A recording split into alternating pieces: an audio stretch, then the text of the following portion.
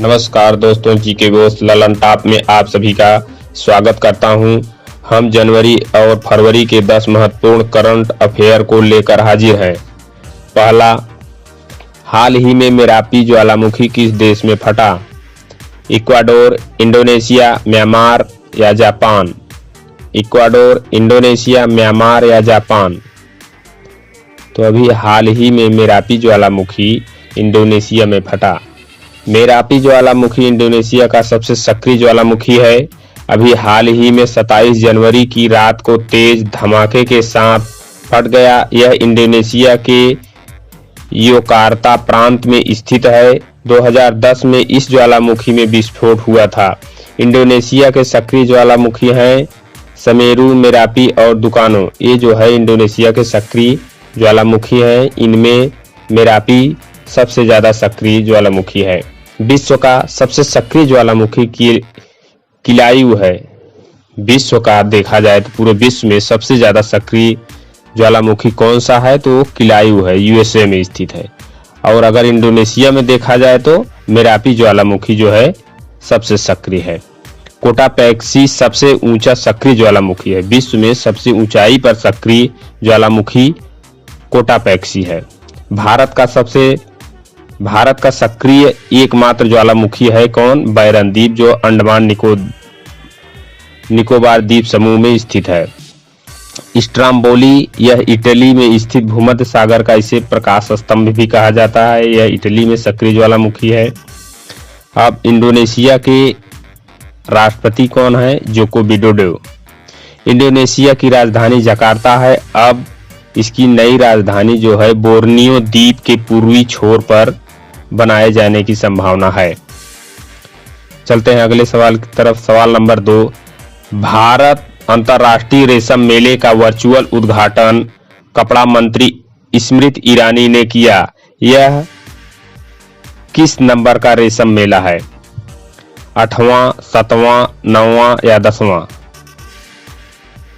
तो यह 8वां नंबर का जो है मेला है। भारत दुनिया का एकमात्र देश है जो रेशम की सभी 4 प्रमुख किस्मों का उत्पादन करता है, जिसमें जैसे शहतूत, एरी, तसर और मूंगा।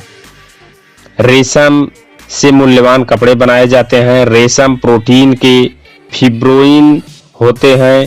ये रेशम कुछ कीड़ों के लार्वा द्वारा निर्मित किए जाते हैं। सबसे उत्तम किस्म का रेशम शहतूत के पत्तों पर तैयार होता है, कीड़ों के लार्वा द्वारा बनाया जाता है। रेशम उद्योग को सेरीकल्चर के नाम से जाना जाता है। रेशम उत्पादन वाले राज्य भारत के अग्रणी कौन कौन से हैं? पहले नंबर पर आंध्र प्रदेश, दूसरे पर असम, तीसरे पर बिहार, चौथे पर गुजरात। पूरे विश्व में अगर देखा जाए तो चीन सबसे बड़ा जो है रेशम उत्पादक देश है। वहीं भारत जो है दूसरे नंबर पे है, मगर उपभोक्ता की दृष्टि से भारत विश्व का सबसे बड़ा देश है। चलते हैं अगले सवाल की तरफ।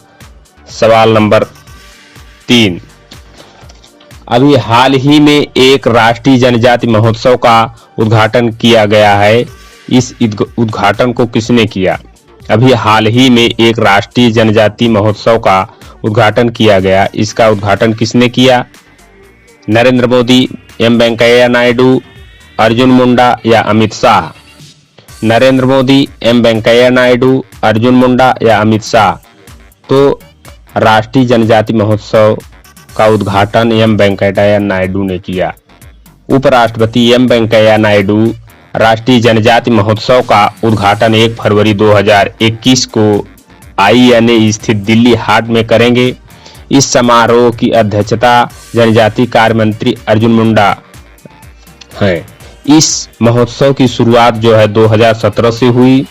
दिल्ली हाट में आदिवासी कला और शिल्प, चिकित्सा और उपचार, भोजन, लोक कला का प्रदर्शन और बिक्री शामिल होगी, जिसमें 20 से अधिक राज्यों के लगभग 1000 से अधिक आदिवासी कारीगर कलाकार भाग लेंगे।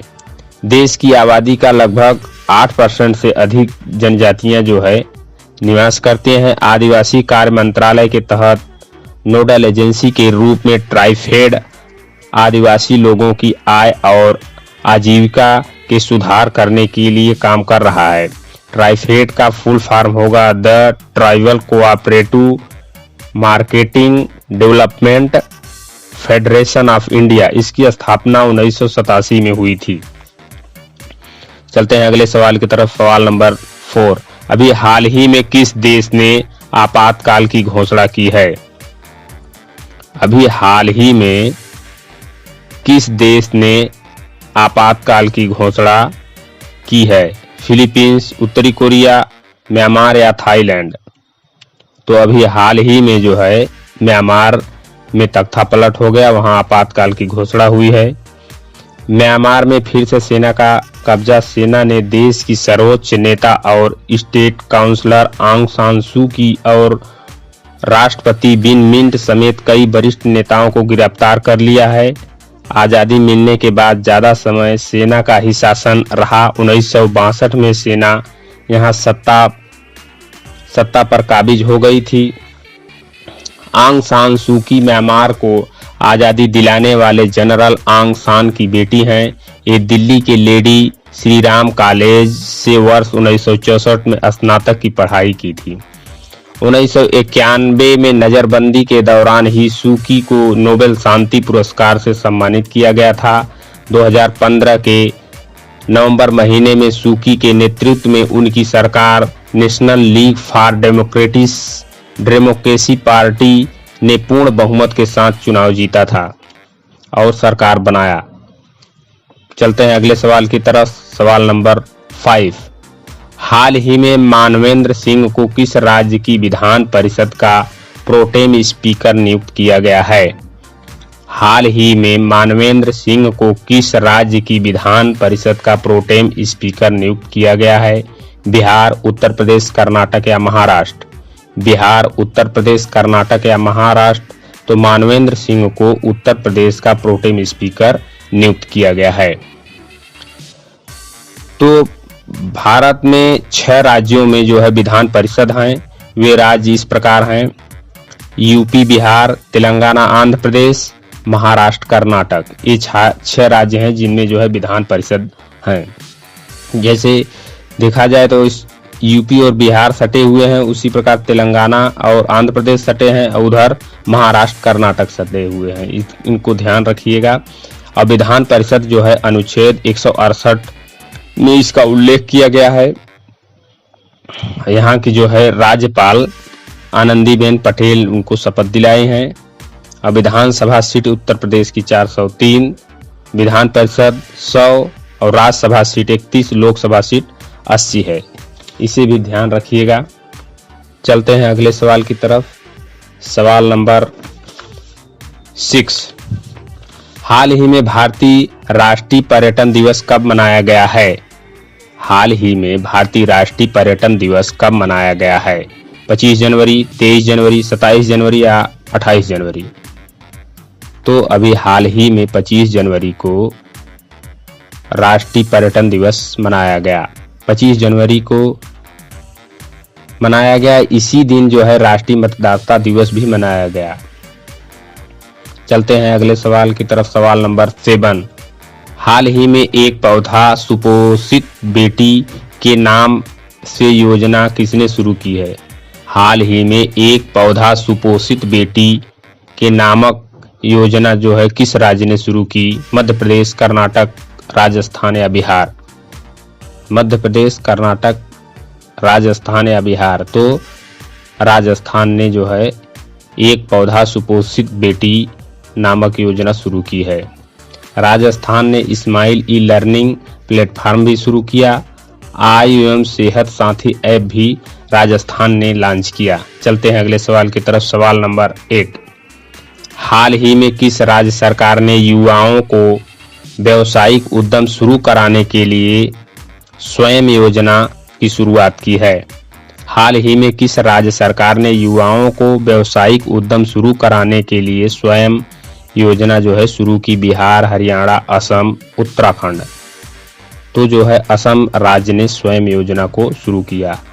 असम ने पर्यटन संजीवनी योजना को भी शुरू की, धन्वंतरी योजना भी शुरू किया। भारत का एकमात्र जो है गोल्डन बाग यहाँ देखा गया है असम में।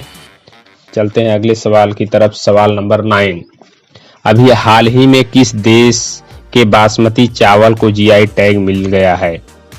अभी हाल ही में किस देश के बासमती चावल को जीआई टैग मिला? भारत, पाकिस्तान, बांग्लादेश या नेपाल? भारत, पाकिस्तान, बांग्लादेश या नेपाल? तो अभी हाल ही में पाकिस्तान के बासमती चावल को यूरोपीय यूनियन से भौगोलिक संकेत मिल गया है। अब पाकिस्तान के बासमती चावल के लिए यूरोपीय बाजार खुल जाएगा। भारत इसके लिए लंबे समय से विरोध कर रहा था, मगर जो है अंत में जीत पाकिस्तान की हुई। चलते हैं अगले सवाल की तरफ, सवाल नंबर 10 और आज का अंतिम सवाल। हाल ही में किस कंपनी के फिटनेस उपकरण बनाने वाली कंपनी फिटबिट का अधिग्रहण कर लिया गया? हाल ही में किस कंपनी ने फिटनेस उपकरण बनाने वाली कंपनी फिटबिट का अधिग्रहण कर लिया है? अमेजन, गूगल, फेसबुक या फ्लिपकार्ट? तो अभी हाल ही में फिटबिट का अधिग्रहण गूगल ने कर लिया है। फिटबिट की स्थापना 2007 में हुई थी और इसका मुख्यालय कैलिफोर्निया में है। इसके सीईओ जो है जेम्स फाक हैं, वहीं गूगल के सीईओ जो है सुंदर पिचाई हैं।